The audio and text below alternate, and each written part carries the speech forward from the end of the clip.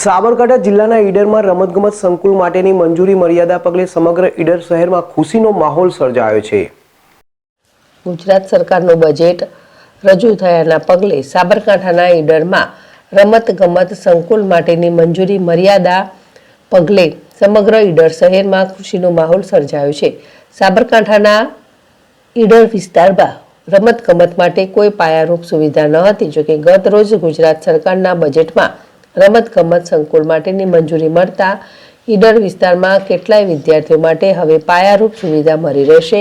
એક તરફ ગુજરાત સરકાર દ્વારા 203માં ઓલિમ્પિકનું આયોજન હાથ ધરવામાં આવી રહ્યું છે, જેને લઈને રાજ્ય સરકાર દ્વારા રમતગમત સંકુલ માટેના પ્રયાસથી હવે ઈડર સહિત સાબરકાંઠા જિલ્લામાં વિદ્યાર્થીઓને પણ રમતગમત ક્ષેત્રે વિશ્વભરમાં નામના પ્રાપ્ત થાય તેમ છે। ઈડર શહેરમાં ઉત્તર ગુજરાત માટે આરોહણ અવરોહણનું એકમાત્ર સ્થળ બની રહ્યું છે, ત્યારે આવનારા સમયમાં વોલીબોલ, લાંબી કૂદ, ઊંચી કૂદ, દોડ સહિતની રમતો માટે ઈડરથી પણ ખેલાડીઓ તૈયાર થાય તો નવાય નહીં। જોકે ઈડર વિસ્તારમાં રમતગમત બનવાનું હોવાથી સ્થાનિક કક્ષાએ અભ્યાસ કરનારા વિદ્યાર્થીઓ સહિત રમતગમતના શિક્ષકો પણ આનંદિત બન્યા છે।